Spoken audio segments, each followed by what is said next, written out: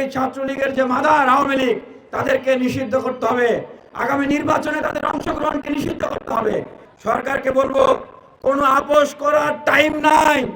এই দীর্ঘ 5-6 বছর এই ঢাকা বিশ্ববিদ্যালয়ের শিক্ষার্থীদের প্রত্যেকটা অধিকার নিয়ে আমরা রাজপথে থেকেছি, আমরা আন্দোলন করেছি।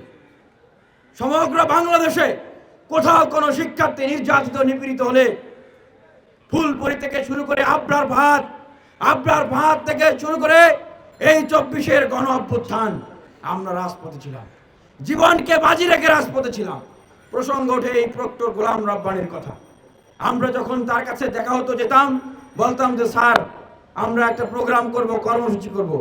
তিনি বলতেন তোমাদেরকে তো অনুমতি দিতে পারবো না, আমাদেরকে অনুমতি দেওয়া যাবে না। স্যার আমরা তো বিশ্ববিদ্যালয়ের শিক্ষক, আমাদের দাবির ন্যায্যতা যৌক্তিকতা রয়েছে, আমরা প্রোগ্রাম করতে চাই। তখন তিনি বলতেন যে ছাত্রলীগ যদি ঝামেলা করে তাহলে সেটা কিন্তু তোমাদের বিষয়, মানে একটা থ্রেট দিয়ে দিতেন।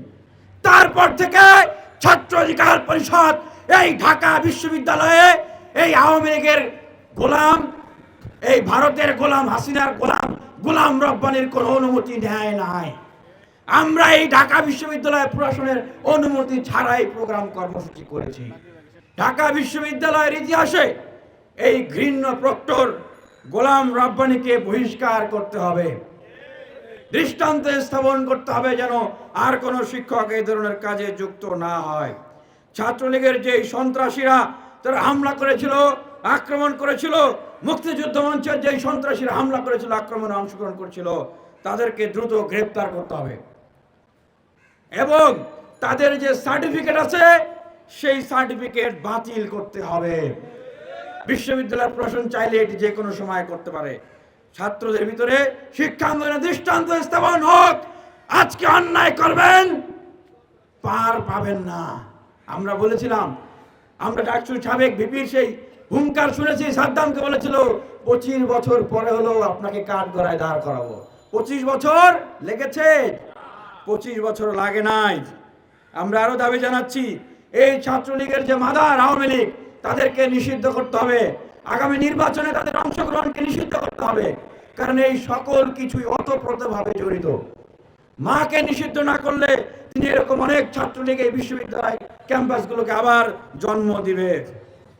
এবং এই ছাত্রলীগ যারা এই বিগত 6 বছর, বিগত 16 বছর শিক্ষার্থীদের উপর হামলা করেছে, আক্রমণ করেছে, দুর্নীতি করেছে, চাঁদাবাজি করেছে, ধর্ষণ করেছে, তাদেরকে সরকারি চাকরিতে যে যেখানে আছে সেইখান থেকে তাদেরকে অব্যাহতি দিতে হবে। এই যে গোলাম রব্বানীর ভাই গোলাম রব্বানী কোন আন্দোলন হতেই দমন করার জন্য সে মাস্টার প্ল্যান করতো, কিভাবে কাকে মারা যাবে, কাকে, আমাকে সে অ্যারেস্ট করিয়ে দিয়েছিল। তাহলে এরা কোথায়? এদেরকে কি চাকরিচ্যুত করা হয়েছে, গ্রেফতার করা হয়েছে? হয় নাই। সরকারকে বলবো, কোনো আপোষ করার টাইম নাই।